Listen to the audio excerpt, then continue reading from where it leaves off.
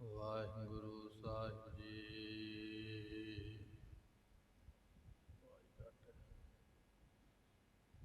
ਤੇਰੇ ਕਵਨ ਕਵਨ ਗੁਣ ਕਹਿ ਕਹਿ ਗਾਵਾਂ, ਤੂੰ ਸਾਹਿਬ ਗੁਣੀ ਨਿਧਾਨਾ।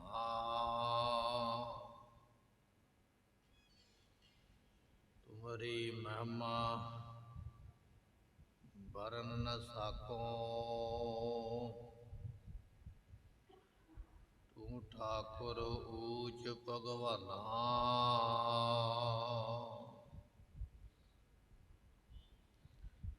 ਜਿਉ ਬੁਲਾਵੈ ਤਿਉ ਬੋਲੇ ਸੁਆਮੀ, ਕੁਦਰਤ ਕਵਨ ਹਮਾਰੀ। ਸਾਧ ਸੰਗ ਨਾਨਕ ਜਸ ਗਾਇਓ, ਜੋ ਪ੍ਰਭ ਕੀ ਅਤ ਪਿਆਰੀ। ਸੁਖੋ ਹੋਟਲ ਗੁਰ ਸੇਵੀਆ, ਆਨਸ ਸਹਜ ਦਰਸ਼ਨ ਪਰਸੈ। ਜਨਮ ਮਰਨ ਦੁਖ ਜਾ ਹੋਵੈ ਸਿਫਤ ਸਮ। ਗੁਰ ਅਰਸੋਂ ਪੁਰਸੋਂ ਤੁਧ ਡਿਠੇ ਸੱਚੇ ਪਾਤਸ਼ਾਹ। ਮਲ ਜਨਮ ਜਨਮ ਦੀ ਤੁਧ ਡਿਠੇ ਸੱਚੇ ਪਾਤਸ਼ਾਹ। ਮਲ ਜਨਮ ਜਨਮ ਦੀ ਕਟਿਐ। ਸਤਨਾਮ ਸ੍ਰੀ ਵਾਹਿਗੁਰੂ ਸਾਹਿਬ ਜੀਓ। ਟੋਡੀ ਮਹਲਾ ਪੰਜਵਾਂ। ਮਾਈ ਚਰਨ ਗੁਰ ਮੀਠਾ, ਵੱਡਾ ਭਾਗ ਦੇਵਾ ਪਰਮੇਸ਼ਰ। ਕੋਟ ਭਲਾ ਦਰਸ਼ਨ ਗੁਰ ਡੀਠੇ ਰਹਾਉ। ਗੁਣ ਗਾਵਤ ਜੋਤ ਅਬਿਨਾਸੀ, ਕਾਮ ਕ੍ਰੋਧ ਬਿਨਸੇ ਮਦ ਢੀਠੇ। ਅਸਥਰ ਭਏ ਸਾਚ ਰੰਗ ਰਾਤੇ, ਜਨਮ ਮਰਨ ਬਾਹਰ ਨਹੀਂ ਪੀਟੇ। ਮਾਈ ਚਰਨ ਗੁਰ ਮੀਠੇ। ਵਾਹਿਗੁਰੂ ਜੀ ਕਾ ਖਾਲਸਾ, ਵਾਹਿਗੁਰੂ ਜੀ ਕੀ ਫਤਿਹ। ਸਤਿਗੁਰਾਂ ਦੀ ਸਾਜੀ ਨਵਾਜੀ ਗੁਰੂ ਕੀ ਸੰਗਤ। ਸਤਿਗੁਰੂ ਜੀ ਅੰਮ੍ਰਿਤ ਵੇਲੇ ਤੋਂ ਕਿਰਪਾ ਕਰਦਿਆਂ ਹੋਇਆ ਗੁਰੂ ਕੀ ਬਾਣੀ ਕੀਰਤਨ ਦੇ ਰੂਪ ਦੇ ਵਿੱਚ ਪ੍ਰਾਪਤ ਕੀਤੀ ਹੈ। ਸਤਿਗੁਰਾਂ ਦੇ ਦਰਸ਼ਨ ਪ੍ਰਾਪਤ ਕੀਤੇ। ਮਹਾਰਾਜ ਸਾਹਿਬ ਜੀ ਦੇ ਬਚਨ ਨੇ, ਵੱਡੇ ਭਾਗ ਦੇਵੈ ਪਰਮੇਸ਼ਰ, ਕੋਟ ਫਲਾ ਦਰਸ਼ਨ ਗੁਰ ਡੀਠੇ। ਗੁਰਾਂ ਦਾ ਦਰਸ਼ਨ ਕਰਨਾ ਕਰੋੜਾਂ ਜਪਾਂ ਤਪਾਂ ਦਾ ਫਲ ਪ੍ਰਾਪਤ ਹੋ ਜਾਂਦਾ ਹੈ। ਗੁਰੂ ਦੇ ਦਰਸ਼ਨ ਇਹੋ ਜਿਹੇ। ਜਪ ਕਰਨਾ ਸੌਖਾ ਨਹੀਂ ਹੈ। ਠੰਡੇ ਪਾਣੀ ਵਿੱਚ ਖੜ ਕੇ, ਠੰਡੀਆਂ ਰੁੱਤਾਂ, ਠੰਡੀਆਂ ਰਾਤਾਂ ਸਿਆਲ ਦੀਆਂ, ਉਹਦੇ ਦਿਨਾਂ ਵਿੱਚ ਪਾਣੀ ਵਿੱਚ ਖੜ ਕੇ ਮੰਤਰ ਪੜ੍ਹਨੇ, ਉਹ ਜਪ ਕਰਨਾ ਹੈ। ਜਪ ਕਰਨਾ ਸੌਖਾ ਨਹੀਂ ਹੈ।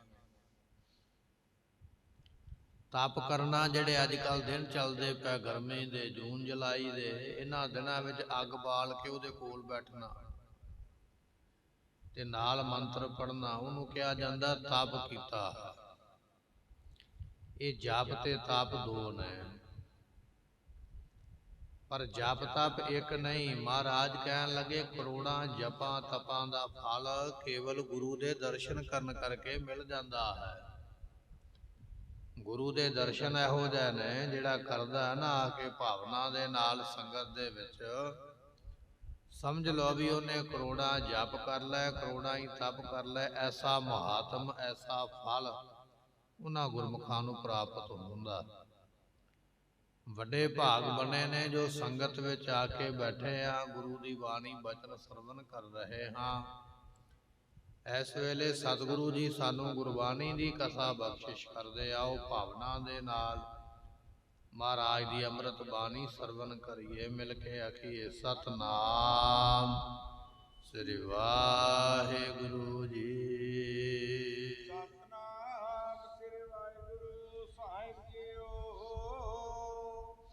ਟੋਡੀ ਮਹਲਾ ਪੰਜਵਾਂ। ਟੋਡੀ ਰਾਗ ਦਾ ਇਹ ਸ਼ਬਦ ਹੈ। ਪੰਚਮ ਪਾਤਸ਼ਾਹ ਗੁਰੂ ਅਰਜਨ ਦੇਵ ਮਹਾਰਾਜ ਜੀ ਇਹ ਸ਼ਬਦ ਉਪਦੇਸ਼ ਬਖਸ਼ਦੇ ਹਨ।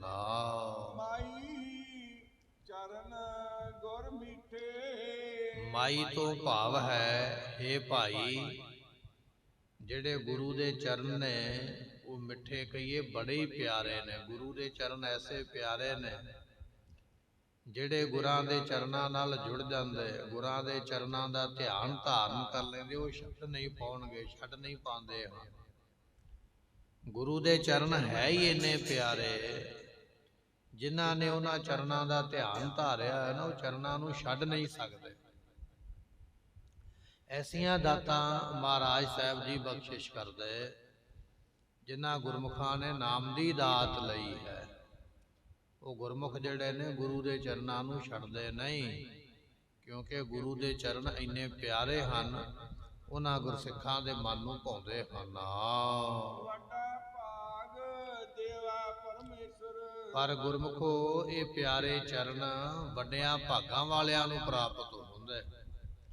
ਜਿਵੇਂ ਆਪਾਂ ਹੁਣੇ ਬਚਨ ਸਰਵਣ ਕੀਤਾ ਨਾ ਵੀ ਜਪ ਕਰ ਲਈਏ, ਤਪ ਕਰ ਲਈਏ, ਤੇ ਕਈ ਜਪਾਂ ਤੇ ਕਈ ਤਪਾਂ ਦਾ ਫਲ ਗੁਰੂ ਦੇ ਦਰਸ਼ਨਾਂ ਦੇ ਵਿੱਚੋਂ ਮਿਲਦਾ। ਪਰ ਗੁਰਮੁਖੋ ਇਹ ਗੁਰੂ ਦੇ ਦਰਸ਼ਨ ਭਾਗਾਂ ਬਿਨਾਂ ਨਹੀਂ ਮਿਲਦੇ। ਦੁਨੀਆ ਬੜੀ ਪੈਦਾ ਹੋਈ ਹੈ, ਦੁਨੀਆ ਬੜੀ ਅੰਮ੍ਰਿਤ ਵੇਲੇ ਉੱਠ ਵੀ ਪੈਂਦੀ ਹੈ, ਕੰਮਾਂ ਕਾਰਾਂ ਤੇ ਲੋਕ ਚੱਲ ਪੈਂਦੇ, ਪਰ ਉਹਨਾਂ ਬਹੁਤਿਆਂ ਦੇ ਵਿੱਚੋਂ ਬਹੁਤੇ ਥੋੜੇ ਨੇ ਜਿਹੜੇ ਗੁਰੂ ਦਾ ਦਿਦਾਰਾ ਕਰਦੇ, ਦਰਸ਼ਨ ਕਰਦੇ ਆ ਕੇ। ਨਹੀਂ ਤੇ ਸੰਸਾਰ ਧੰਦਿਆਂ ਵਿੱਚ ਲਾਇਆ ਹੋਇਆ। ਤੁਧ ਸੰਸਾਰ ਉਪਾਇਆ, ਸਿਰੈ ਸਿਰ ਧੰਦਾ ਲਾਇਆ, ਦੇਖਿਆ ਕੀਤਾ ਆਪਣਾ, ਕਰ ਕੁਦਰਤ ਪਾਸਾ ਢਾਲ ਜੀਓ। ਇਹ ਬਚਨ ਨੇ ਗੁਰੂ ਨਾਨਕ ਦੇ ਪਾਤਸ਼ਾਹ ਦੇ। ਪਰਮਾਤਮਾ ਤੋਂ ਦੁਨੀਆ ਪੈਦਾ ਕਰਕੇ ਸਿਰੈ ਸਿਰ ਧੰਦਾ ਲਾਇਆ, ਸਾਰਿਆਂ ਨੂੰ ਬਣਾ ਕੇ ਫਿਰ ਧੰਦੇ ਕੰਮ ਦੇ ਵਿੱਚ ਲਾਇਆ ਹੋਇਆ। ਵੇਖਿਆ ਕੀਤਾ ਆਪਣਾ, ਆਪਣੇ ਕੀਤੇ ਨੂੰ ਫਿਰ ਆਪ ਹੀ ਵੇਖਦਾ। ਇਹ ਤੇਰੀ ਮੌਜ ਹੈ। ਪਰ ਗੁਰਮੁਖੋ ਸਾਰਿਆਂ ਨੂੰ ਦਰਸ਼ਨ ਪ੍ਰਾਪਤ ਨਹੀਂ ਹੁੰਦੇ, ਕੋਈ ਵਿਰਲੇ ਨੇ ਜਿਨ੍ਹਾਂ ਨੇ ਦਰਸ਼ਨ ਪ੍ਰਾਪਤ ਕੀਤੇ। ਉਹ ਵੱਡਿਆਂ ਭਾਗਾਂ ਵਾਲੇ ਕੋ ਵੱਡਾ ਭਾਗ ਦੇਵੈ ਪਰਮੇਸ਼ਰ। ਜਿਨ੍ਹਾਂ ਦੇ ਵੱਡੇ ਭਾਗ ਨੇ ਉਹਨਾਂ ਨੂੰ ਗੁਰੂ ਦੇ ਚਰਨ ਮਿੱਠੇ ਪਿਆਰੇ ਲੱਗਦੇ ਹਨ। ਕੋਟ ਫਲਾਂ ਦਰਸ਼ਨ ਗੁਰ ਨੀਠੇ। ਗੁਰੂ ਦਾ ਦਰਸ਼ਨ ਕਰਨਾ ਕਰੋੜਾਂ ਫਲ ਪ੍ਰਾਪਤ ਹੋ ਜਾਂਦੇ। ਜਪ ਤਪ ਪੂਜਾ ਪਾਠ ਸੇਵਾ ਸਿਮਰਨ, ਇਹ ਜਿੰਨੇ ਵੀ ਸ਼ੁਭ ਗੁਣ ਨੇ ਨਾ ਗੁਰੂ ਦੇ ਦਰਸ਼ਨਾਂ ਵਿੱਚੋਂ ਸਭ ਕੁਝ ਹੀ ਪ੍ਰਾਪਤ ਹੋ ਜਾਂਦਾ, ਰਹਿ ਕੁਝ ਨਹੀਂ ਜਾਂਦਾ ਹੈ। ਗੁਰੂ ਦੇ ਐਸੇ ਦਰਸ਼ਨ ਨੇ ਤਨ ਮਨ ਹੋਏ ਨਿਹਾਲ, ਜਾਂ ਗੁਰ ਦੇਖਾਂ ਸਾਹਮਣੇ। ਬਚਨ ਮਹਾਰਾਜ ਦੇ ਉਹਨਾਂ ਗੁਰਮੁਖਾਂ ਦਾ ਮਨ ਵੀ ਨਿਹਾਲ ਹੋ ਗਿਆ, ਤਨ ਵੀ ਨਿਹਾਲ ਹੋ ਜਾਂਦਾ ਹੈ, ਜਿਹੜੇ ਅੰਮ੍ਰਿਤਮਈ ਸਤਿਗੁਰਾਂ ਦੇ ਅੰਮ੍ਰਿਤ ਦਰਸ਼ਨ ਕਰਦੇ ਹਨ। ਗੁਣ ਗਾਵਤ ਅਚੁੱਤ ਅਬਿਨਾਸੀ। ਉਹ ਜੋ ਪ੍ਰਮਾਤਮਾ ਹੈ ਨਾ ਗੁਰਮੁਖੋ ਅਚੁੱਤ ਹੈ। ਅਚੁੱਤ ਤੋਂ ਭਾਵ ਹੁੰਦਾ ਅਗੇੜ, ਜਿਹੜਾ ਗੇੜੇ ਵਿੱਚ ਨਹੀਂ ਆਇਆ। ਜਿਵੇਂ ਆਪਾਂ ਗੇੜੇ ਵਿੱਚ ਆਏ ਹਨ, ਇੱਕ ਜਨਮ ਤੋਂ ਬਾਅਦ ਵੀ ਦੂਜਾ ਜਨਮ, ਫਿਰ ਤੀਜਾ ਜਨਮ, ਅਸੀਂ ਜਨਮਾਂ ਦੇ ਗੇੜ ਵਿੱਚ ਪਏ ਹੋਏ, ਜਨਮਾਂ ਦੇ ਚੱਕਰ ਵਿੱਚ ਪਏ ਹੋਏ ਆ। ਜਿਵੇਂ ਘੁਮਿਆਰ ਦਾ ਚੱਕ ਚੱਲਦਾ ਪਰ ਇੱਕੇ ਥਾਂ ਤੇ ਘੁੰਮਦਾ ਰਹਿੰਦਾ ਵਾਰ-ਵਾਰ, ਇਸੇ ਤਰ੍ਹਾਂ ਅਸੀਂ ਸੰਸਾਰ ਵਿੱਚ ਘੁੰਮਦੇ ਪਏ। ਅਸੀਂ ਗੇੜੇ ਦੇ ਵਿੱਚ ਹਾਂ, ਪਰ ਪਰਮਾਤਮਾ ਅਗੇੜ ਹੈ, ਉਹ ਗੇੜੇ ਵਿੱਚ ਨਹੀਂ ਆਇਆ, ਉਹਦਾ ਜਨਮ ਨਹੀਂ ਹੁੰਦਾ। ਇਸ ਕਰਕੇ ਉਹਨੂੰ ਕਿਹਾ ਜਾਂਦਾ ਅਚੁੱਤ। ਅਬਨਾਸੀ ਤੋਂ ਭਾਵ ਹੁੰਦਾ ਵੀ ਰੱਬ ਦਾ ਕਦੇ ਨਾਸ ਨਹੀਂ ਹੁੰਦਾ, ਉਹ ਸਦਾ ਰਹਿਣ ਵਾਲਾ ਹੈ। ਮਹਾਰਾਜ ਕਹਿਣ ਲੱਗੇ ਜਿਹੜਾ ਸਦਾ ਰਹਿਣ ਵਾਲਾ ਹੈ, ਜਿਹੜਾ ਗੇੜੇ ਵਿੱਚ ਨਹੀਂ ਆਉਂਦਾ, ਗੁਣ ਗਾਵਤ ਮੈਂ ਉਹਦੇ ਗੁਣਾਂ ਨੂੰ ਗਾਇਆ ਹੈ। ਗੁਰੂ ਕਿਹਾ ਸਿੱਖਾ ਤੈਨੂੰ ਵੀ ਉਪਦੇਸ਼ ਇਹ ਦਿੰਦੇ ਆ ਵੀ ਤੂੰ ਉਹਦੇ ਗੁਣਾਂ ਨੂੰ ਗਾਇਆ ਕਰ। ਕਿਹਦੇ ਗੁਣਾਂ ਨੂੰ? ਜਿਹੜਾ ਗੇੜੇ ਵਿੱਚ ਨਹੀਂ ਆਇਆ, ਜੂਨਾ ਵਿੱਚ ਨਹੀਂ ਆਇਆ, ਜਿਹੜਾ ਨਾਸ ਤੋਂ ਰਹਿਤ ਹੈ। ਜਦੋਂ ਉਹਦੇ ਗੁਣਾਂ ਨੂੰ ਗਾਵੇਂਗਾ ਤੇ ਪਾਤਸ਼ਾਹ ਕਹਿਣ ਲੱਗੇ ਫਿਰ ਕਾਮ ਕ੍ਰੋਧ ਬਿਨਸੇ ਮਾਦ ਝੂਠੇ। ਇਹ ਜਿਹੜੇ ਕਾਮ ਕ੍ਰੋਧ ਲੋਭ ਮੋਹ ਤੇ ਹੰਕਾਰ, ਇਹ ਜਿਹੜੇ ਨਸ਼ੇ ਹਨ ਨਾ ਵਿਕਾਰਾਂ ਦੇ, ਇਹ ਵਿਕਾਰਾਂ ਦੇ ਨਸ਼ੇ ਨਾਸ ਹੋ ਜਾਂਦੇ ਹਨ। ਕਾਮ ਕ੍ਰੋਧ ਬਿਨਸੇ ਮਦ ਢੀਠੇ। ਇਹ ਜਿਹੜਾ ਕਾਮ ਕ੍ਰੋਧ ਲੋਭ ਮੋਹ ਹੰਕਾਰ ਹੈ ਨਾ ਗੁਰਮੁਖੋ, ਬੜੇ ਢੀਠ ਨੇ। ਵਿਅਕਤੀ ਨੂੰ ਛੱਡ ਕੇ ਨਹੀਂ ਜਾਂਦੇ, ਵਾਰ-ਵਾਰ ਆ ਕੇ ਚਿੰਬੜ ਜਾਂਦੇ। ਇਹਨਾਂ ਦਾ ਸੁਭਾਅ ਜੋਕ ਵਰਗਾ ਹੈ। ਜੋਕ ਲੱਗ ਜਾਵੇ ਨਾ ਪਸ਼ੂ ਦੇ, ਉਸ ਜੋਕ ਨੂੰ ਉਤਾਰ ਕੇ ਪਰੇ ਕਰੀਏ ਤੇ ਉਹ ਭੱਜ ਕੇ ਫਿਰ ਉੱਥੇ ਜਾ ਕੇ ਪਸ਼ੂ ਦੇ ਖੂਨ ਨੂੰ ਪੀਂਦੀ ਹੈ। ਵਾਰ-ਵਾਰ ਜੋਕਾਂ ਲੱਗਦੀਆਂ ਪਸ਼ੂ ਨੂੰ, ਜਿੰਨੀ ਵਾਰੀ ਹਟਾਓਗੇ ਫਿਰ ਮੁੜ-ਮੁੜ ਕੇ ਜਾਂਦੀਆਂ। ਮਹਾਰਾਜ ਕਹਿਣ ਲੱਗੇ ਜਿਹੜੇ ਵਿਕਾਰ ਨੇ ਭਾਈ, ਇਹ ਵੀ ਉਹਨਾਂ ਜੋਕਾਂ ਵਰਗੇ ਢੀਠ ਹੀ ਨੇ। ਇੱਕ ਵਾਰੀ ਛੱਡਿਆ, ਮੰਨ ਲਓ ਵੀ ਇੱਕ ਵਾਰੀ ਕਾਮ ਦਾ ਖਿਆਲ ਆ ਗਿਆ ਮਨ ਵਿੱਚ ਬੈਠਿਆਂ, ਅਸੀਂ ਉਸ ਵੇਲੇ ਕੋਈ ਚੰਗਾ ਕੰਮ ਯਾਦ ਕਰ ਲਿਆ, ਕੋਈ ਬੰਦਗੀ ਕਰ ਲਈ ਹੈ, ਕੋਈ ਸੇਵਾ ਕਰ ਲਈ ਹੈ। ਕੁਝ ਸਮੇਂ ਵਾਸਤੇ ਮਨ ਟਲ ਗਿਆ ਹੈ, ਪਰ ਥੋੜੇ ਸਮੇਂ ਬਾਅਦ ਮਨ ਫਿਰ ਉੱਥੇ ਹੀ ਆ ਗਿਆ, ਫਿਰ ਉਹੀ ਵਿਚਾਰ ਪੈਦਾ ਹੋ ਗਈ। ਫਿਰ ਅਸੀਂ ਕੋਈ ਚੰਗਾ ਕਰਮ ਕਰ ਲਿਆ, ਮਨ ਨੂੰ ਇੱਧਰ ਉੱਧਰ ਲਾ ਲਿਆ, ਪਰ ਕੁਝ ਸਮਾਂ ਤੇ ਲੰਘ ਗਿਆ, ਫਿਰ ਥੋੜੇ ਸਮੇਂ ਬਾਅਦ ਮਨ ਫਿਰ ਉੱਥੇ ਹੀ ਆ ਗਿਆ। ਇਹ ਵਿਕਾਰ ਬੜੇ ਢੀਠ ਨੇ, ਵਾਰ-ਵਾਰ ਮਨੁੱਖ ਦੇ ਮਨ ਵਿੱਚ ਆਉਂਦੇ, ਵਾਰ-ਵਾਰ ਇਹ ਮਨ ਸਾਡਾ ਉਹਨਾਂ ਵਿਕਾਰਾਂ ਨੂੰ ਯਾਦ ਕਰਦਾ। ਸਤਿਗੁਰੂ ਪਾਤਸ਼ਾਹ ਕਹਿਣ ਲੱਗੇ ਕਾਮ ਕ੍ਰੋਧ ਬਿਨਸੇ ਮਦ। ਕਾਮ ਕ੍ਰੋਧ ਲੋਭ ਮੋਹ ਹੰਕਾਰ ਦੇ ਜਿਹੜੇ ਨਸ਼ੇ ਨੇ ਨਾ ਭਾਈ, ਇਹ ਹੈ ਤੇ ਬੜੇ ਢੀਠ, ਬੜੇ ਸਖਤ ਨੇ, ਬੜੇ ਕਰੜੇ ਸੁਭਾਅ ਵਾਲੇ ਨੇ, ਛੱਡਣ ਵਾਲੇ ਨਹੀਂ। ਪਰ ਪਰਮਾਤਮਾ ਦਾ ਨਾਮ ਹੀ ਇਹੋ ਜਿਹਾ ਹੈ। ਜੋਗ ਭਾਵੇਂ ਕਿੰਨੀ ਵੀ ਖਤਰਨਾਕ ਕਿਉਂ ਨਾ ਹੋਵੇ, ਜੋਗ ਭਾਵੇਂ ਕਿੰਨੀ ਵੀ ਵੱਡੀ ਕਿਉਂ ਨਾ ਹੋਵੇ, ਉਸ ਜੋਗ ਦੇ ਉੱਪਰ ਨਮਕ ਉਹਦੇ ਉੱਪਰ ਪਾ ਦਿਓ ਭਰ ਕੇ ਇੱਕ ਚੁੰਡੀ। ਨਮਕ ਪਾਉਣ ਦੇ ਨਾਲ, ਲੂਣ ਪਾਉਣ ਦੇ ਨਾਲ ਉਹ ਜੋਗ ਮਰ ਜਾਂਦੀ ਹੈ, ਮੁੜ ਕੇ ਦੁਬਾਰਾ ਨਹੀਂ ਹਮਲਾ ਕਰ ਸਕੇਗੀ। ਮਹਾਰਾਜ ਕਹਿਣ ਲੱਗੇ ਗੁਰੂ ਦਾ ਨਾਮ ਇਹਨਾਂ ਵਕਾਰਾਂ ਦੇ ਉੱਪਰ ਫਤਿਹ ਪਾਉਣ ਵਾਲਾ ਹੈ। ਜਿਵੇਂ ਜੋਗ ਦੇ ਉੱਪਰ ਲੂਣ ਨੇ ਫਤਿਹ ਪਾਈ ਹੈ, ਸਦਾ ਵਾਸਤੇ ਜੋਗ ਮਿਟ ਗਈ ਹੈ, ਇਸੇ ਤਰ੍ਹਾਂ ਭਾਈ ਗੁਰੂ ਦਾ ਨਾਮ ਭਾਈ ਇਹਨਾਂ ਵਕਾਰਾਂ ਰੂਪੀ ਜੋਕਾਂ ਨੂੰ ਸਦਾ ਵਾਸਤੇ ਖਤਮ ਕਰ ਦਿੰਦਾ ਹੈ। ਜਿਹੜੇ ਸੱਚੇ ਰੰਗ ਦੇ ਵਿੱਚ, ਨਾਮ ਦੇ ਵਿੱਚ ਰੰਗੇ ਗਏ ਨਾ ਗੁਰਮੁਖੋ, ਜਿਨ੍ਹਾਂ ਨੂੰ ਨਾਮ ਦਾ ਰੰਗ ਚੜ ਗਿਆ, ਉਹ ਫਿਰ ਅਸਥਿਰ ਭੈ, ਉਹ ਸਥਿਰ ਹੋ ਜਾਂਦੇ। ਜਿਵੇਂ ਅਸੀਂ ਸਥਿਰ ਨਹੀਂ ਆ, ਸਾਡੀ ਜਗ੍ਹਾ ਤੇ ਪਹਿਲਾਂ ਪਤਾ ਨਹੀਂ ਕੌਣ ਕੌਣ ਬੈਠੇ, ਜਿਸ ਜਗ੍ਹਾ ਤੇ ਅਸੀਂ ਬੈਠੇ ਆ ਇਹਦੇ ਤੇ ਪਹਿਲਾਂ ਕਈ ਬੈਠ ਕੇ ਚਲੇ ਗਏ, ਸਾਡੇ ਤੋਂ ਮਗਰੋਂ ਵੀ ਕਈ ਇੱਥੇ ਆ ਕੇ ਬੈਠਣਗੇ, ਚਲੇ ਜਾਣਗੇ। ਅਸੀਂ ਅਸਥਿਰ ਨਹੀਂ ਹਾਂ, ਅਸੀਂ ਚਲਾਏਮਾਨ ਹਾਂ, ਕਦੇ ਆ ਗਏ ਕਦੇ ਚਲੇ ਗਏ। ਪਰ ਮਹਾਰਾਜ ਕਹਿਣ ਲੱਗੇ ਜਿਨ੍ਹਾਂ ਨੇ ਨਾਮ ਜਪਿਆ ਹੈ ਉਹ ਅਸਥਿਰ ਹੋ ਜਾਂਦੇ, ਸਦਾ ਵਾਸਤੇ ਅਮਰ ਹੋ ਜਾਂਦੇ, ਸਦਾ ਵਾਸਤੇ ਸੱਚਖੰਡ ਦੀ ਪ੍ਰਾਪਤੀ ਵਾਲੇ ਬਣਦੇ ਹਨ। ਜਨਮ ਮਰਨ ਬਾਹੁਰ ਨਹੀਂ ਪੀਠੇ। ਇਹ ਜੰਮਣ ਮਰਨ ਦੀ ਜਿਹੜੀ ਚੱਕੀ ਹੈ ਨਾ, ਇਹਦੇ ਵਿੱਚ ਪੀਸੇ ਨਹੀਂ ਜਾਣਗੇ। ਜਿਵੇਂ ਅੱਜ ਸਾਨੂੰ ਸਾਰਾ ਕੁਝ ਰੈਡੀਮੇਡ ਹੀ ਮਿਲ ਜਾਂਦਾ ਨਾ, ਬਣਿਆ ਬਣਾਇਆ, ਭਾਵੇਂ ਮਿਰਚਾਂ ਨੇ, ਭਾਵੇਂ ਹਲਦੀ ਹੈ, ਭਾਵੇਂ ਆਟਾ ਹੈ, ਭਾਵੇਂ ਜੌਆਂ ਦਾ ਆਟਾ, ਮੱਕੀ ਦਾ ਆਟਾ, ਜੋ ਮਰਜ਼ੀ ਸਭ ਕੁਝ ਬਣਿਆ ਬਣਾਇਆ ਮਿਲਦਾ। ਪਰ ਪਹਿਲੇ ਸਮੇਂ ਦੇ ਵਿੱਚ ਸਭ ਕੁਝ ਜਾ ਕੇ ਚੱਕੀ ਦੇ ਵਿੱਚ ਪਿਸਾ ਕੇ ਲਿਆਉਣਾ ਪੈਂਦਾ। ਚੱਕੀ ਵਾਲਾ ਦਾਣਿਆਂ ਨੂੰ ਪੀਂਦਾ, ਤੇ ਚੱਕੀ ਦੇ ਦੋ ਪੁੜ ਨੇ, ਇੱਕ ਥੱਲੇ ਹੈ ਇੱਕ ਉੱਪਰ ਹੈ। ਮਹਾਰਾਜ ਕਹਿਣ ਲੱਗੇ ਸੰਸਾਰ ਦੇ ਵਿੱਚ ਵੀ ਦੋ ਹੀ ਪੁੜ ਨੇ। ਕਿਹੜਾ ਪੁੜ ਹੈ? ਇੱਕ ਹੈ ਜੰਮਣ ਦਾ, ਇੱਕ ਹੈ ਮਰਨ ਦਾ। ਜਿਹੜੇ ਗੁਰੂ ਵਾਲੇ ਬਣ ਜਾਣਗੇ, ਜਨਮ ਮਰਨ ਬਹੁੜ ਨਹੀਂ ਪੀਠੇ, ਉਹ ਮੁੜ ਕੇ ਜੰਮਣ ਤੇ ਮਰਨ ਦੀ ਚੱਕੀ ਵਿੱਚ ਪੀਸੇ ਨਹੀਂ ਜਾਣਗੇ, ਵਾਰ-ਵਾਰ ਨਹੀਂ ਜਨਮਾਂ ਵਿੱਚ ਆਉਣਗੇ, ਉਹ ਮੁਕਤ ਹੋ ਜਾਣਗੇ ਜਿਨ੍ਹਾਂ ਉੱਪਰ ਗੁਰੂ ਕਿਰਪਾ ਕਰਦਾ ਹੈ।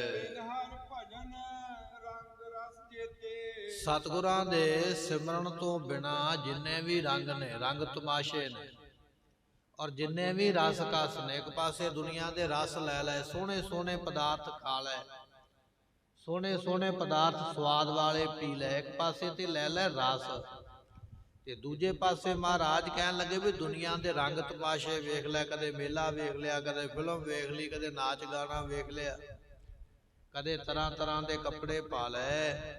ਸਤਿਗੁਰੂ ਪਾਤਸ਼ਾਹ ਕਹਿਣ ਲੱਗੇ ਜਿੰਨੇ ਮਰਜ਼ੀ ਰਸ ਲੈ ਲਾ, ਜਿੰਨੇ ਮਰਜ਼ੀ ਤੂੰ ਦੁਨੀਆ ਦੇ ਵਿੱਚ ਰੰਗ ਵੇਖ ਲਾ, ਤਮਾਸ਼ੇ ਵੇਖ ਲਾ, ਬਿਨ ਹਰ ਭਜਨ, ਪਰਮਾਤਮਾ ਦਾ ਭਜਨ ਨਹੀਂ ਨਾ ਕੀਤਾ, ਭਜਨ ਤੋਂ ਖਾਲੀ ਰਹਿ ਗਿਆ।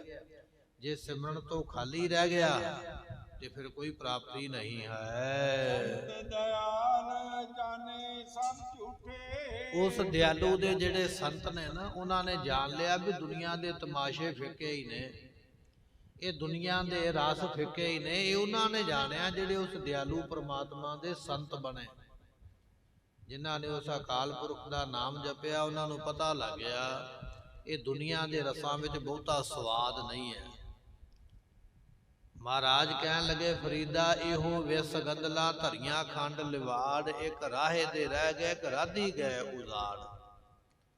ਬਾਣੀ ਦਾ ਬਚਨ ਹੈ ਨਾ। ਕਹਿਣ ਲੱਗੇ ਵੀ ਇਹ ਦੁਨੀਆ ਦੇ ਵਿਕਾਰ ਜਿਹੜੇ ਨੇ ਤੇ ਸਾਗ ਦੀਆਂ ਗੰਦਲਾਂ ਵਰਗੇ ਨੇ, ਪਰ ਇਹਨਾਂ ਸਾਗ ਦੀਆਂ ਗੰਦਲਾਂ ਦੇ ਉੱਪਰ ਪ੍ਰਮਾਤਮਾ ਨੇ ਜਿਹੜੇ ਵਿਕਾਰ ਪੈਦਾ ਕੀਤੇ। ਮੰਨ ਲਓ ਜ਼ਹਿਰ ਲੱਗੀ ਹੋਈ ਹੈ, ਹੁਣ ਗੰਦਲ ਵੇਖਣ ਨੂੰ ਤੇ ਸੋਹਣੀ ਲੱਗਦੀ ਹੈ ਨਾ। ਸਾਗ ਬਣਾਉਂਦੇ ਆਪਾਂ, ਸਰੋਂ ਤੋੜ ਕੇ ਲਿਆਉਂਦੇ, ਸਰੋਂ ਦੀ ਉਹ ਗੰਦਲ ਵੇਖਣ ਨੂੰ ਸੋਹਣੀ ਲੱਗਦੀ ਹੈ, ਪਰ ਜੇ ਉਸ ਗੰਦਲ ਦੇ ਉੱਪਰ ਜ਼ਹਿਰ ਲੱਗਾ ਹੋਵੇ ਉਹ ਖਾਣ ਨੂੰ ਤੇ ਸਵਾਦ ਲੱਗਦੀ ਹੈ, ਪਰ ਜ਼ਹਿਰ ਨੇ ਮਾਰ ਵੀ ਦੇਣਾ ਹੈ। ਮਹਾਰਾਜ ਕਹਿਣ ਲੱਗੇ ਬਿਲਕੁਲ ਇਸੇ ਤਰ੍ਹਾਂ ਜਿਹੜੇ ਵਿਕਾਰ ਨੇ ਨਾ, ਇਹ ਦੂਜਿਆਂ ਦੇ ਸਰੀਰ ਬੜੇ ਸੋਹਣੇ ਲੱਗਦੇ ਨੇ, ਪਰ ਇਹ ਸੋਹਣੇ ਸਰੀਰ ਉਹਨਾਂ ਗੰਦਲਾਂ ਵਰਗੇ ਨੇ।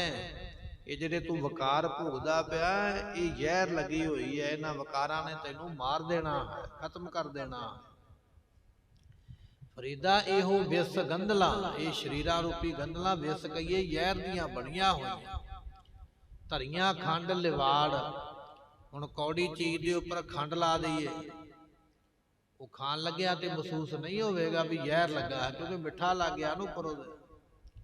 ਪਰ ਜਦੋਂ ਖਾਵੇਂਗਾ ਉਦੋਂ ਦੱਸ ਦੇਣਗੀਆਂ ਵੀ ਅਸੀਂ ਕਿਸ ਤਰ੍ਹਾਂ ਦੀਆਂ ਹਾਂ। ਸਤਿਗੁਰੂ ਪਾਤਸ਼ਾਹ ਕਹਿਣ ਲੱਗੇ ਸਰੀਰਾਂ ਰੂਪੀ ਗੰਦਲਾਂ ਵੇਖਣ ਨੂੰ ਤੇ ਬੜੀਆਂ ਸੋਹਣੀਆਂ ਲੱਗਦੀਆਂ, ਰੱਬ ਨੇ ਮਿੱਠਾ ਹੀ ਇਹੋ ਜਿਹਾ ਲਾ ਦਿੱਤਾ ਵਿਕਾਰਾਂ ਦਾ, ਪਰ ਜਦੋਂ ਇਹਨਾਂ ਵਿਕਾਰਾਂ ਨੂੰ ਭੋਗੇਗਾ, ਇਹ ਵਿਕਾਰ ਇਹੋ ਜਿਹੇ ਜ਼ਹਿਰ ਰੂਪ ਨੇ, ਤੈਨੂੰ ਨਾਸ ਕਰ ਦੇਣਗੇ। ਸਤਿਗੁਰੂ ਪਾਤਸ਼ਾਹ ਕਹਿਣ ਲੱਗੇ ਸੰਤ ਦਿਆਲ ਜਾਣੇ ਸਭ ਝੂਠੇ। ਜਿਹੜੇ ਉਸ ਦਿਆਲੂ ਦੇ ਸੰਤ ਬਣੇ ਨੇ, ਉਹਨਾਂ ਨੂੰ ਸਮਝ ਆ ਗਈ ਹੈ ਵੀ ਇਹ ਵਿਕਾਰ ਝੂਠੇ ਨਾਸਵੰਤ ਨੇ, ਇਹਨਾਂ ਵਿਕਾਰਾਂ ਵਿੱਚ ਨਹੀਂ ਪੈਣਾ ਹੈ। ਜਾਂ ਆਪਾਂ ਇਸ ਤਰ੍ਹਾਂ ਕਹਿ ਲਈਏ ਸੰਤ ਦਿਆਲ, ਸਾਨੂੰ ਕੋਈ ਦਿਆਲੂ ਸੰਤ ਟੱਕਰ ਗਿਆ, ਉਹ ਸੰਤ ਦੀ ਅਸੀਂ ਸੰਗਤ ਕਰ ਲਈ, ਤੇ ਸੰਤਾਂ ਨੇ ਸਾਨੂੰ, ਗੁਰਮੁਖਾਂ ਨੇ, ਮਹਾਂਪੁਰਖਾਂ ਨੇ ਉਪਦੇਸ਼ ਦਿੱਤਾ ਭਾਈ ਇਹਨਾਂ ਵਿਕਾਰਾਂ ਤੋਂ ਬਚ ਕੇ ਨਹੀਂ। ਇਹ ਜਿੰਨੇ ਦੁਨੀਆ ਦੇ ਰਸ ਸਵਾਦ ਨੇ, ਜਿੰਨੇ ਦੁਨੀਆ ਦੇ ਮੌਜ ਮੇਲੇ ਨੇ, ਇਹ ਸਾਰੇ ਝੂਠੇ ਨੇ, ਤੈਨੂੰ ਬਰਬਾਦ ਕਰ ਦੇਣਗੇ। ਐਸੇ ਸੰਤਾਂ ਨੇ ਸਾਨੂੰ ਐਸਾ ਉਪਦੇਸ਼ ਦਿੱਤਾ ਹੈ। ਨਾਮ ਰਤਨ ਪਾਇਓ ਜਨ ਨਾਨਕ। ਸਤਿਗੁਰੂ ਪਾਤਸ਼ਾਹ ਕਹਿਣ ਲੱਗੇ ਜਿਹੜੇ ਜਨ ਨੇ ਨਾ ਗੁਰਮੁਖ, ਉਹਨਾਂ ਗੁਰਮੁਖ ਸਾਧੂਆਂ ਨੇ ਨਾਮ ਦਾ ਰਤਨ ਪ੍ਰਾਪਤ ਕੀਤਾ ਹੈ, ਨਾਮ ਰੂਪੀ ਰਤਨ ਉਹਨਾਂ ਨੇ ਪਾਇਆ ਹੈ। ਨਾਮ ਬਿਹੋਨ ਚੱਲੇ ਸਭ ਮੁਠੇ। ਪਰ ਜਿਹੜੇ ਗੁਰਮੁਖੋ ਨਾਮ ਤੋਂ ਖਾਲੀ ਨੇ ਨਾ, ਉਹ ਮੁੱਠੇ ਕਹੀਏ ਲੁੱਟੇ ਜਾ ਰਹੇ ਨੇ। ਇਹ ਜਿਹੜੀ ਲੁੱਟਣ ਵਾਲੀ ਮਾਇਆ ਹੈ ਨਾ ਪ੍ਰਮਾਤਮਾ ਦੀ, ਇਸ ਮਾਇਆ ਨੇ ਉਹਨਾਂ ਲੋਕਾਂ ਨੂੰ ਲੁੱਟ ਲਿਆ ਹੈ। ਲੁੱਟੇ ਉਹ ਗਏ ਨੇ ਜਿਨ੍ਹਾਂ ਦੇ ਕੋਲ ਨਾਮ ਦੀ ਕਮਾਈ ਨਹੀਂ ਹੈ। ਹੁਣ ਮੰਨ ਲਓ ਸਾਡੀ ਜੇਬ ਦੇ ਵਿੱਚ 10,000 ਰੁਪਈਆ ਤੇ ਰਸਤੇ ਵਿੱਚ ਕੋਈ ਕੱਢ ਲਵੇ ਤੇ ਖਾਲੀ ਰਹਿ ਜਾਵਾਂਗੇ ਨਾ, ਲੁੱਟੇ ਗਏ। ਇਹ ਪ੍ਰਮਾਤਮਾ ਨੇ ਤੈਨੂੰ 10,000 ਸਾਹ ਦੇ ਕੇ ਭੇਜਿਆ, ਪਰ ਜੇ ਉਹ ਸਾਹ ਅਸੀਂ ਇੱਥੇ ਦੁਨੀਆ ਵਿੱਚ ਬਰਬਾਦ ਹੀ ਕਰਕੇ ਜਾਈਏ ਤੇ ਕਮਾਈ ਕੋਈ ਨਾ ਕਰੀਏ, ਤੇ ਫਿਰ ਅਸੀਂ ਲੁੱਟੇ ਗਏ ਨਾ ਦੁਨੀਆ ਵਿੱਚ। ਮਹਾਰਾਜ ਕਹਿਣ ਲੱਗੇ ਮਾਇਆ ਤੈਨੂੰ ਲੁੱਟਦੀ ਪਈ ਹੈ। ਮਹਲਾ ਪੰਜਵਾ। ਸਾਧ ਸੰਗ ਹਰ ਹਰ ਨਾਮ ਚਿਤਾਰਾ। ਭਾਈ ਸਾਧ ਸੰਗਤ ਵਿੱਚ ਮਿਲ ਕੇ ਬੈਠ ਕੇ ਜਿਨ੍ਹਾਂ ਨੇ ਪਰਮੇਸ਼ਰ ਦੇ ਨਾਮ ਨੂੰ ਚਿਤਾਰਾ ਕੀਏ, ਚੇਤੇ ਕੀਤਾ, ਜਿਨ੍ਹਾਂ ਨੇ ਜਪਿਆ ਹੈ, ਸਹਿਜ ਆਨੰਦ ਹੋਵੇ ਦਿਨ ਰਾਤੀ। ਉਹਨਾਂ ਗੁਰਮੁਖਾਂ ਨੂੰ ਦਿਨੇ ਰਾਤ ਸਹਿਜ ਆਨੰਦ ਦੀ ਪ੍ਰਾਪਤੀ ਹੁੰਦੀ ਹੈ। ਸਹਿਜੇ ਹੀ ਆਨੰਦ ਪ੍ਰਾਪਤ ਹੋ ਜਾਂਦਾ। ਆਨੰਦ ਆਨੰਦ ਸਭ ਕੋ ਕਹੈ, ਆਨੰਦ ਆਨੰਦ ਸਾਰੇ ਕਹਿੰਦੇ ਨੇ, ਪਰ ਉਹ ਆਨੰਦ ਜੇ ਸਹਿਜੇ ਪ੍ਰਾਪਤ ਕਰਨਾ ਚਾਹੁੰਨਾ ਤੇ ਆਨੰਦ ਗੁਰੂ ਤੇ ਜਾਣਿਆ, ਉਹ ਗੁਰੂ ਕੋਲੋਂ ਸਹਿਜੇ ਆਨੰਦ ਦਾ ਪਤਾ ਲੱਗੇਗਾ। ਸਤਿਗੁਰੂ ਪਾਤਸ਼ਾਹ ਕਹਿਣ ਲੱਗੇ ਸਹਿਜ ਆਨੰਦ ਹੋਵੈ ਦਿਨ ਰਾਤੀ। ਉਹਨਾਂ ਗੁਰਮੁਖਾਂ ਨੂੰ ਸਹਿਜੇ ਹੀ ਇਹ ਆਨੰਦ ਜਿਹੜਾ ਹੈ ਇਹ ਪ੍ਰਾਪਤ ਹੋ ਜਾਂਦਾ ਹੈ। ਭਲੋ ਹਮਾਰਾ ਇਹ ਸਾਡਾ ਭਾਈ ਅੰਕੁਰ ਕਹੀਏ ਅੰਗੂਰ, ਕੋਈ ਵੀ ਅਸੀਂ ਦਾਣਾ ਬੀਜ ਦਈਏ ਨਾ ਧਰਤੀ ਦੇ ਵਿੱਚ, ਉਹਦਾ ਨਿੱਕਾ ਜਿਹਾ ਅੰਕੂਰ ਫੁੱਟਦਾ ਹੈ, ਉਸ ਅੰਕੂਰ ਤੋਂ ਅੱਗੇ ਰੁੱਖ ਬਣ ਜਾਂਦਾ ਹੈ, ਫਿਰ ਉਹਨੂੰ ਫਲ ਫੁੱਲ ਇਤਿਆਦਿਕ ਲੱਗਦੇ। ਮਹਾਰਾਜ ਕਹਿਣ ਲੱਗੇ ਇਹ ਸਾਡਾ ਪੂਰਬਲੇ ਜਨਮਾਂ ਦੇ ਵਿੱਚ ਨਿੱਕਾ ਜਿਹਾ ਕੋਈ ਅੰਕੁਰ ਬੀਜਿਆ ਸੀ, ਨਿੱਕਾ ਜਿਹਾ ਬੀਜ ਬੀਜਿਆ ਸੀ, ਉਸ ਬੀਜ ਦਾ ਸਾਨੂੰ ਫਲ ਇਹ ਮਿਲਿਆ ਵੀ ਇਹ ਮਨੁੱਖਾ ਜਨਮ ਮਿਲ ਗਿਆ, ਸਾਨੂੰ ਪ੍ਰਾਪਤ ਹੋ ਗਿਆ।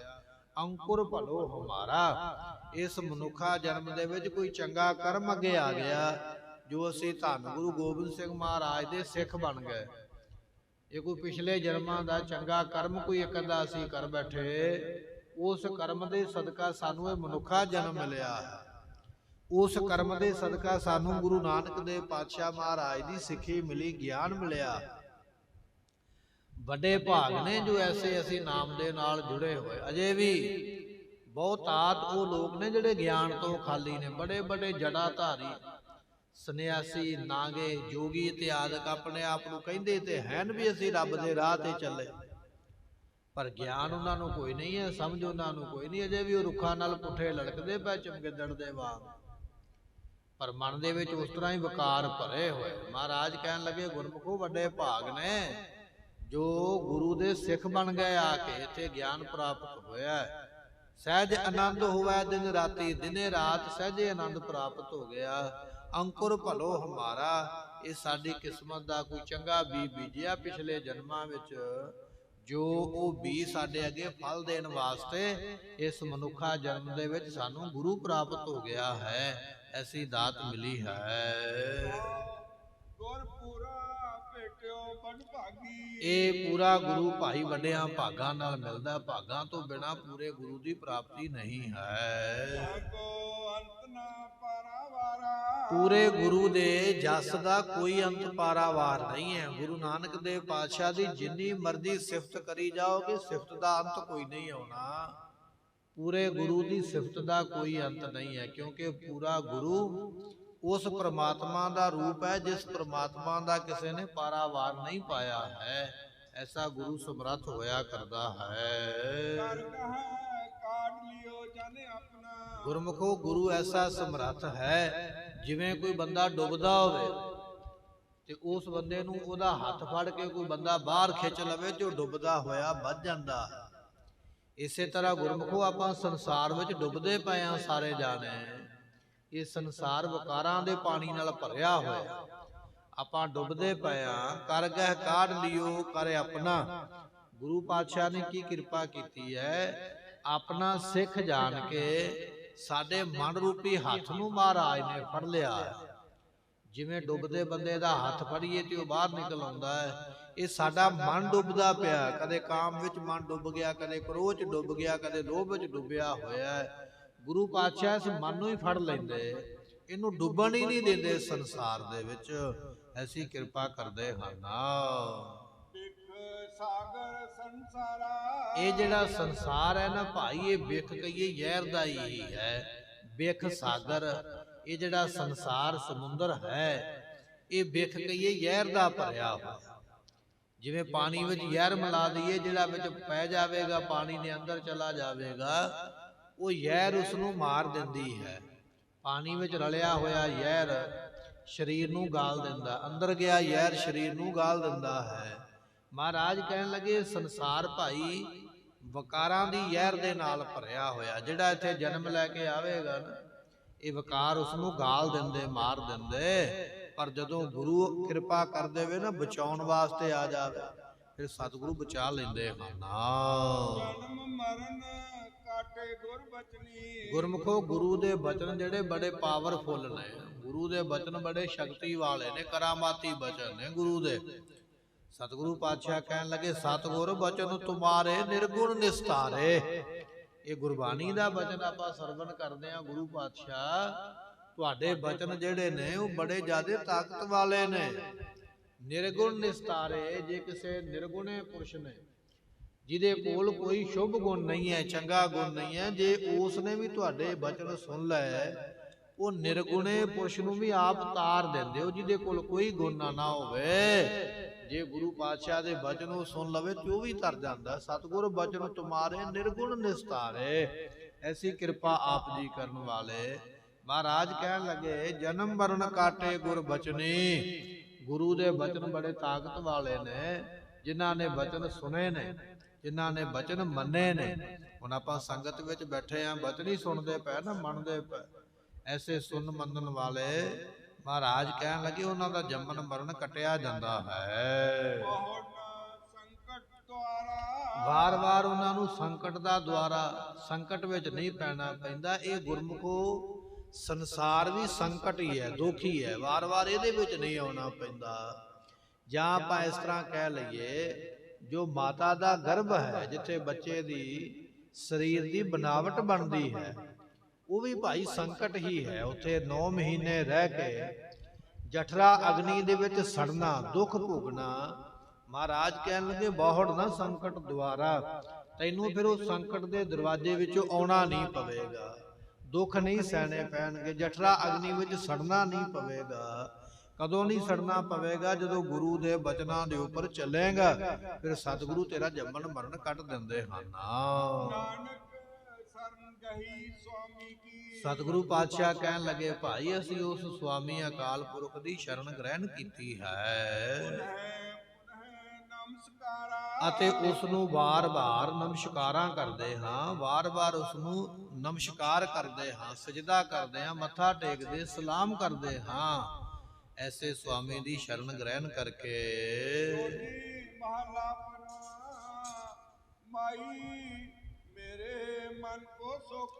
ਇਹ ਭਾਈ ਸਾਡੇ ਮਨ ਨੂੰ ਆਤਮਿਕ ਸੁਖ ਪ੍ਰਾਪਤ ਹੋ ਗਿਆ। ਦੁਨੀਆ ਦੇ ਲੋਕਾਂ ਨੂੰ ਸੁਖ ਮਿਲਦਾ, ਪਦਾਰਥ ਆ ਜਾਵੇ, ਦੁਨੀਆ ਦੇ ਲੋਕ ਬੜਾ ਖੁਸ਼ ਹੁੰਦੇ, ਮੈਨੂੰ ਆ ਮਿਲਿਆ। ਪਰ ਉਹ ਜਿਹੜਾ ਸੁਖ ਹੈ ਨਾ, ਉਹ 2-4 ਦਿਨਾਂ ਦਾ, ਮੁੜ ਕੇ ਉਸੇ ਸੁਖ ਦੇ ਵਿੱਚੋਂ ਫਿਰ ਬਿਪਤਾ ਸ਼ੁਰੂ ਹੋ ਜਾਂਦੀ ਹੈ। ਮੰਨ ਲਓ ਕਿਸੇ ਨੂੰ ਨੌਕਰੀ ਮਿਲ ਜਾਵੇ, ਉਹ 2-4 ਦਿਨ ਬੜੀਆਂ ਵਧਾਈਆਂ ਦਿੰਦਾ ਲੈਂਦਾ, ਮੈਨੂੰ ਨੌਕਰੀ ਮਿਲ ਗਈ ਜੀ, ਨੌਕਰੀ ਮਿਲ ਗਈ, ਬੜਾ ਸੁਖੀ ਹੋ ਗਿਆ।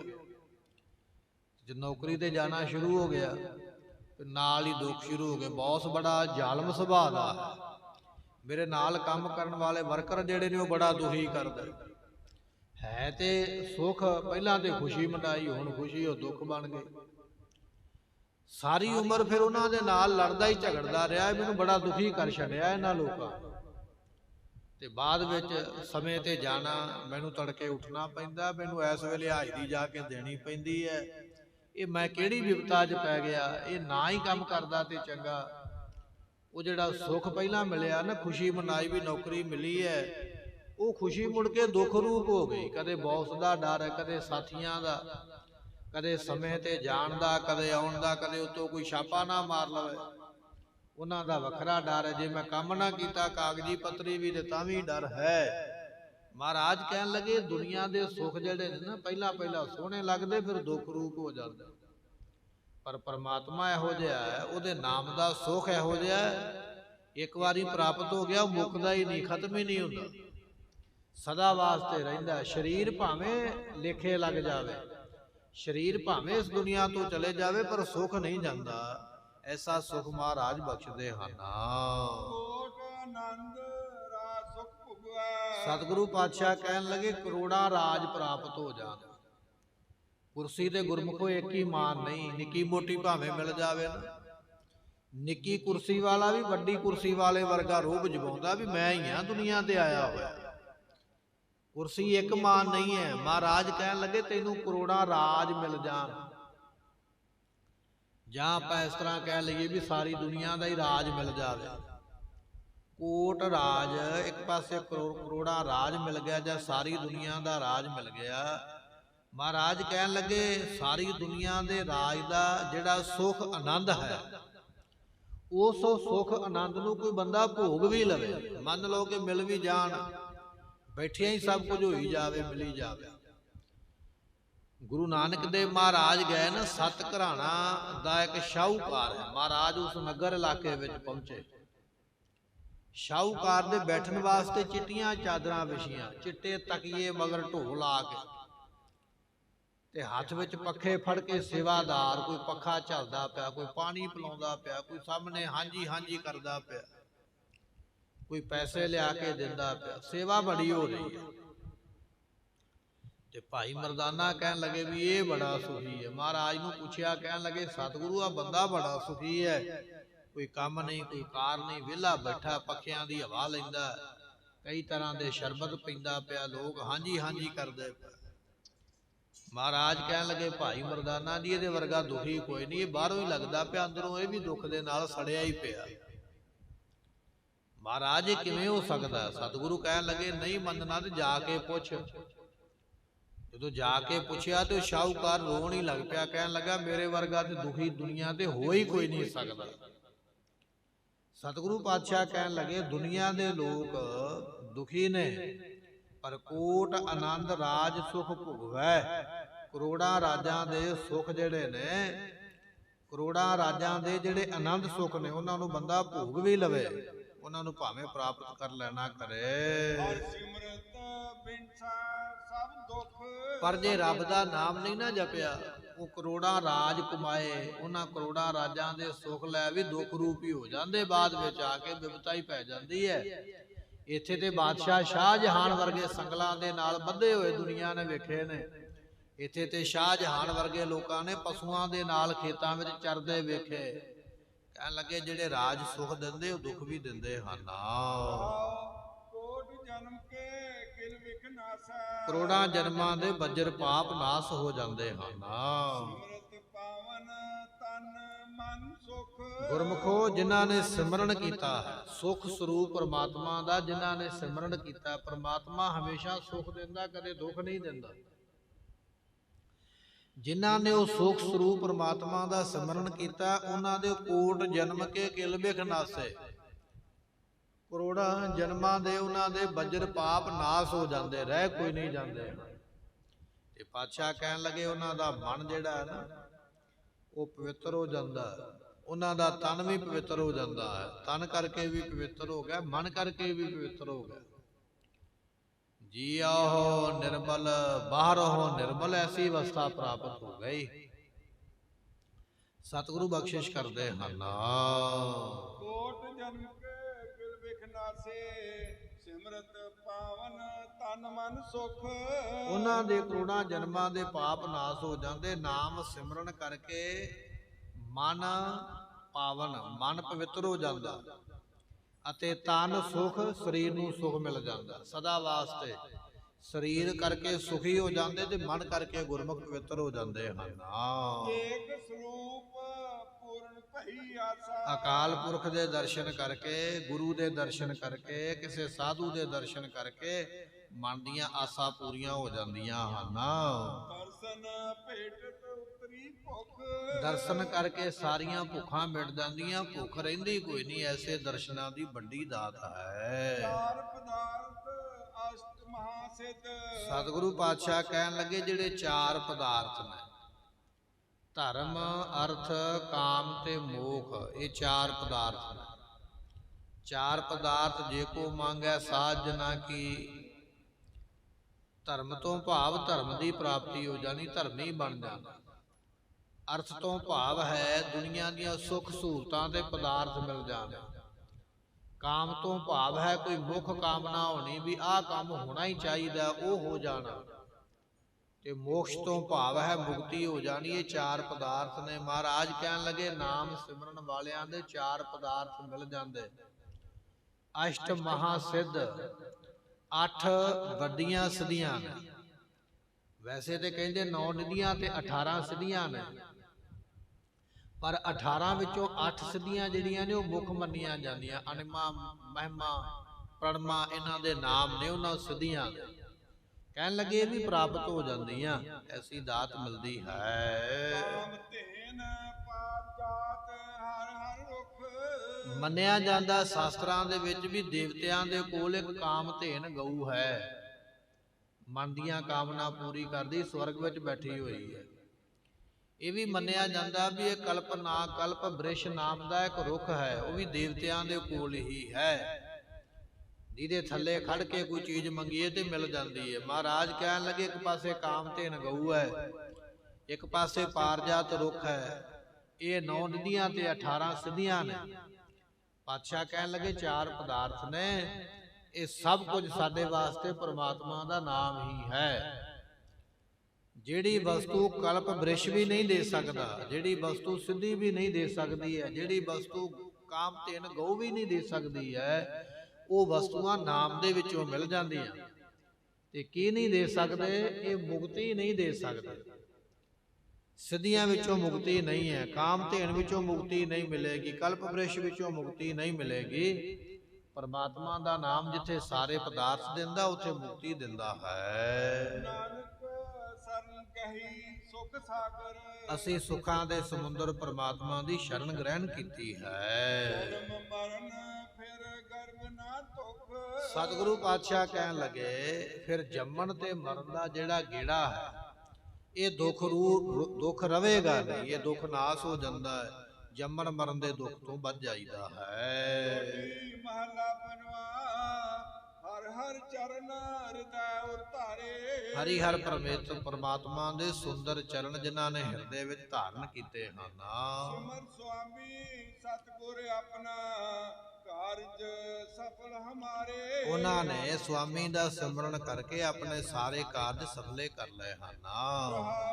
ਪੁੰਨ ਦਾਨ ਪੂਜਾ ਪਰਮੇਸ਼ਰ, ਹਰ ਕੀਰਤ ਤਤ ਵਿਚਾਰੇ, ਜਿਨ੍ਹਾਂ ਨੇ ਤਤ ਸਰੂਪ ਪਰਮਾਤਮਾ ਦੀ ਕੀਰਤੀ ਨੂੰ ਵਿਚਾਰਿਆ ਹੈ, ਉਹਨਾਂ ਗੁਰਮੁਖਾਂ ਨੇ ਪੁੰਨ ਵੀ ਕਰ ਲਿਆ, ਦਾਨ ਵੀ ਕਰ ਲਿਆ ਤੇ ਪੂਜਾ ਵੀ ਕਰ ਲਈ ਹੈ। ਗੁਣ ਗਾਵਤ ਅਤੁਲ ਸੁਖ ਪਾਇਆ, ਠਾਕੁਰ ਅਗਮਾ ਪਾਰੇ, ਉਹ ਜਿਹੜਾ ਪਰਮਾਤਮਾ ਪਾਰਾਵਾਰ ਤੋਂ ਰਹਿਤ ਹੈ, ਮਨ ਦੀ ਗਮਤਾ ਤੋਂ ਪਰੇ ਹੈ, ਉਹਦੇ ਗੁਣ ਗਾ ਕੇ ਅਤੁੱਲ ਸੁਖ ਦੀ ਪ੍ਰਾਪਤੀ ਹੁੰਦੀ ਹੈ, ਨਾ ਮੁੱਕਣ ਵਾਲੇ ਸੁਖ ਮਿਲਦੇ ਹਨ।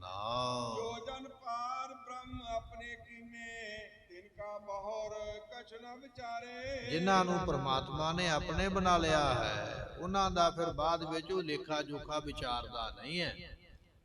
ਜਿਸ ਤਰ੍ਹਾਂ ਵੀ ਇੱਕ ਅਸੀਂ ਗੁਨਾਹ ਦੇ ਵਿੱਚੋਂ ਮਾਫ ਹੋਈਏ, ਦੂਜਾ ਨਿਕਲ ਆਉਂਦਾ ਵੀ ਆ ਵੀ ਇਹਨੇ ਕੰਮ ਕੀਤਾ, ਤੀਜਾ ਵੀ ਨਿਕਲ ਆਉਂਦਾ।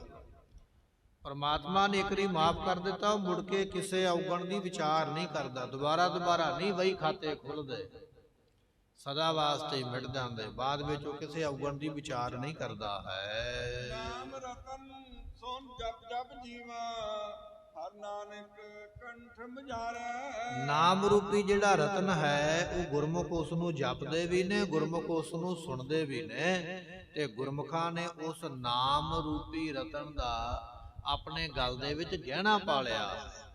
ਜਿਵੇਂ ਗਲ ਦੇ ਵਿੱਚ ਹਾਰ ਪਾ ਲਈਏ ਨਾ, ਤੇ ਉਸ ਹਾਰ ਦਾ ਖਾਸ ਧਿਆਨ ਰੱਖਿਆ ਜਾਂਦਾ ਵੀ ਲਾਹ ਕੇ ਨਾ ਉਹ ਲੈ ਜਾਵੇ।